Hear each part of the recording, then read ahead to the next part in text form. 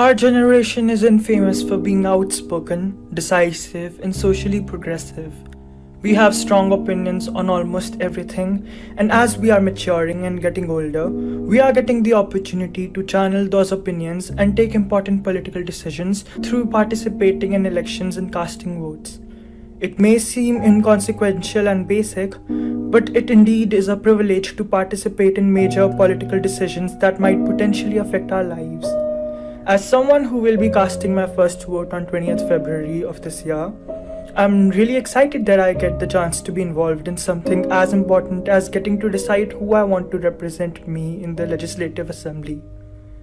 And as I get to experience casting a vote for the first time, I can't help but remember the suffragettes, women in the early 20th century who protested and fought so women now could participate in the elections. I'm Prateek Sachdeva, and you are listening to Protests of the Past. Before the 20th century, women all across the globe were seen as the weaker gender, whose role was to serve the men around her. This idea is still prevalent in many areas of the world, but women especially did not have many basic rights prior to the 1900s.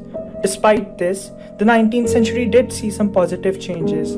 In 1857, the Divorce and Matrimonial Causes Act in Britain gave women the right to divorce her husband. In 1893, New Zealand became the first self-governing country to grant the vote to all women over the age of 21. But when the 20th century began and women in Britain still didn't get the suffrage rights, they decided to do the work themselves. In 1867, the Women's Suffrage Committee had been formed in Manchester in an effort to work with the Independent Labour Party to secure women's suffrage. However, the party was more interested in securing the franchise for working class men and refused to make women's suffrage a national priority. So, Emmeline Pankhurst, an ardent campaigner for women's rights, founded the Women's Social and Political Union, or the WSPU, in 1903. The term suffragette was first coined in 1906 by a reporter from the Daily Mail. It was derived from the word suffragist, a person advocating for voting rights. The movement gained influence in 1905 after Christabel Pankhurst and Annie Kenney disrupted speeches by prominent liberals Winston Churchill and Sir Edward Grey. At the time when political meetings were only attended by men and speakers were given the courtesy to present their views without interruption, this was met with heavy criticism. The women were arrested after they unfurled a Votes for Women banner. Previously, Queen Victoria had called the women's suffrage movement mad, wicked folly and was critical of everything the suffragettes stood for. Cartoonists drew images of the suffragettes in traditionally masculine clothes in an attempt to ruin the public image of the cause.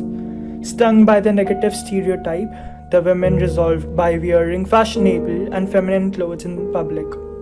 In 1908, Emmeline Patek Lawrence, co-editor of Votes for Women magazine by the WSPU, designed the color scheme for the suffragettes. Purple for loyalty and dignity, white for purity, and green for hope.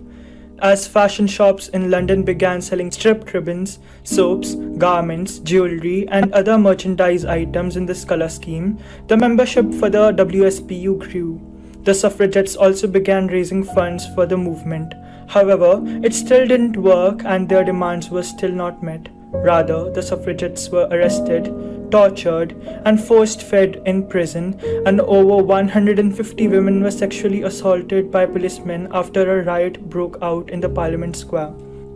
In 1912, some suffragettes started using more militant tactics. They started window-smashing campaign, which was criticized by some suffragettes, including Emmeline Patek Lawrence and her husband. The government ordered the arrest of WSPU leaders.